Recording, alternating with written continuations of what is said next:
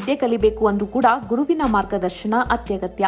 ಗುರುವಿನ ಮೂರ್ತಿಯನ್ನ ಸ್ಥಾಪಿಸಿಕೊಂಡು ಏಕಲವ್ಯ ಬಿಲ್ವ ವಿದ್ಯೆಯನ್ನ ಪಾರಂಗತನಾದಂತೆ ಈ ಕಲಿಯುಗದಲ್ಲೂ ಕೂಡ ಅನೇಕರು ಗುರುವಿಲ್ಲದೆ ಏಕಲವ್ಯರಂತೆ ವಿದ್ಯಾಪಾರಂಗತರಾಗಿ ಗಮನ ಸೆಳೆದಿದ್ದಾರೆ. ಅಂತಹವರ ಸಾಲಿಗೆ ಈ ಯುವಕ ನಿಲ್ತಾನೆ.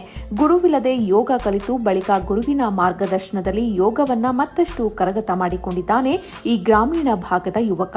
ಈ ಮೂಲಕ ಆ ಯುವಕ ಗಮನ ಸೆಳೀತಾ ಇದ್ದಾನೆ. ಇನ್ನು ಕೊಪ್ಪಳ ಜಿಲ್ಲೆಯ ಕುಷ್ಟಗಿ ತಾಲೂಕಿನ ತಾವರ್ಗೇರ ಪಟ್ಟಣದ ಪ್ರತಾಪ್ ಸಿಂಗ್ ಎಂಬ ಯುವಕ ತಮ್ಮ ಸ್ನೇಹಿತ ವಿಠಲ್ ಸಿಂಗ್ ಅವರೊಂದಿಗೆ ಸೇರ್ಕೊಂಡು ಕಳೆದ 14 ವರ್ಷಗಳಿಂದ ಯೋಗ ಸಾಧನೆಯಲ್ಲಿ ತೊಡಗಿಕೊಂಡಿದ್ದಾರೆ.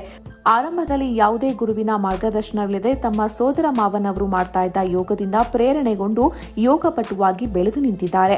ತಾವಷ್ಟೇ ಯೋಗಾಭ್ಯಾಸ ಮಾಡದೆ ಸುಮಾರು 15 ಯುವಕರಿಗೆ ಯೋಗಾಭ್ಯಾಸ ಮಾಡಿಸಿ ಯೋಗಪಟುಗಳನ್ನಾಗಿ ರೂಪಿಸಿ ತಂಡ ಕಟ್ಟಿಕೊಂಡು ಹಲವಾರು ಕಡೆ ಯೋಗ ಪ್ರದರ್ಶನ ನೀಡಿದ್ದಾರೆ.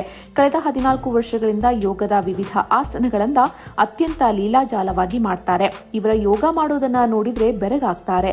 ಇನ್ನು ಗ್ರಾಮೀಣ ಪ್ರದೇಶದ ಯುವಕರು ಉತ್ತಮ ಯೋಗಪಟುಗಳಾಗಿ ರೂಪುಗೊಂಡಿರೋದಕ್ಕೆ ಸ್ಥಳೀಯರು ಹೆಮ್ಮೆ ಪಡ್ತಾರೆ.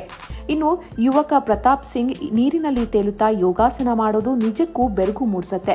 15 ಯುವಕರಿಗೆ ಯೋಗವನ್ನ ಕಲಿಸಿ ತಂಡವನ್ನ ಕಟ್ಟಿಕೊಂಡು ಯೋಗಾಸನಕ್ಕೆ ಕೆಲ ಸಾಹಸದ ಟಚ್ ಅನ್ನ ನೀಡಿದ್ದಾರೆ. ಈ ತಂಡದಿಂದ ರಾಜ್ಯದ ನಾನಾ ಕಡೆ ಪ್ರದರ್ಶನ ನೀಡಿ ತಮ್ಮ ಪ್ರತಿಭೆಯನ್ನ ತೋರಿದ್ದಾರೆ ಅಪ್ಪಟ ಗ್ರಾಮೀಣ ಪ್ರತಿಭೆ ಪ್ರತಾಪ್ ಸಿಂಗ್ ಅವರು.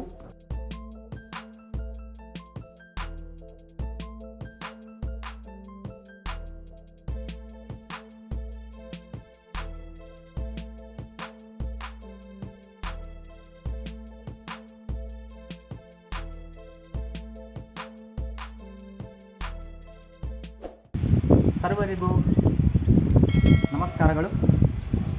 ನನ್ನ ಹೆಸರು ಪ್ರತಾಪ್ ಸಿಂಗ್. ಕೊಪ್ಪಳ ಜಿಲ್ಲಾ ಕುಷ್ಟಗಿ ತಾಲೂಕು ತಾವರ್ಗೆರ ಗ್ರಾಮದವನು. ನಾನು ಸತತ 14 ವರ್ಷಗಳ ಹಿಂದಿನಿಂದಲೂ ಸತತವಾಗಿ ಯೋಗಾಭ್ಯಾಸವನ್ನು ಪ್ರತಿನಿತ್ಯ 1.5 ತಾಸು ಯೋಗ ಆ್ಯಕ್ಟಿವಿಟೀಸ್ಗಳನ್ನು ಅಭ್ಯಾಸ ಮಾಡುತ್ತಾ ಹಿಂದಿನ ದಿನವೂ ಯೋಗ ನಿರಂತರವಾಗಿ ಅಭ್ಯಾಸ ಮಾಡುತ್ತಾ ಬರ್ತಾ ಇದ್ದೀನಿ. ಜೊತೆಗಿನ ನನ್ನ ಜೊತೆಗೆ ಒಂದು 16 ಹುಡುಗರು ಯೋಗ ತಂಡ ರೆಡಿ ಮಾಡಿ ಕೆಲವೊಂದಿಷ್ಟು ಹೊರ ರಾಜ್ಯ, ಜಿಲ್ಲಾ ಮತ್ತು ತಾಲೂಕುಗಳಿಗೆ ಪ್ರೋಗ್ರಾಮನ್ನು ಕೊಟ್ಟು ಬಂದಿದ್ದೇವೆ. ಮತ್ತು ನಮಗೆ ಕರ್ನಾಟಕ ರಾಜ್ಯ ಜ್ಯೋತಿ ಪ್ರಶಸ್ತಿ ಮತ್ತು ಯೋಗರತ್ನ ಪ್ರಶಸ್ತಿ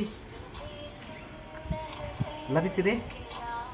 ಕೊಪ್ಪಳ ಜಿಲ್ಲೆಯಲ್ಲಿ ಕೈಲಾಸ ಮಂಟಪದಲ್ಲಿ ನಮ್ಮ ತಂಡ ಪ್ರತಿಭೆಯನ್ನು ತೋರಿಸಿದೆ ಮತ್ತು ನಮ್ಮ ತಾವರ್ಗೆರ ಗ್ರಾಮದ ಸರ್ವ ಯೋಗಾಸಕ್ತರು ನಮಗೆ ಪ್ರೋತ್ಸಾಹವನ್ನು ನೀಡ್ತಾ ಇದ್ದಾರೆ. ಎಲ್ಲರಿಗೂ ವಂದನೆಗಳು.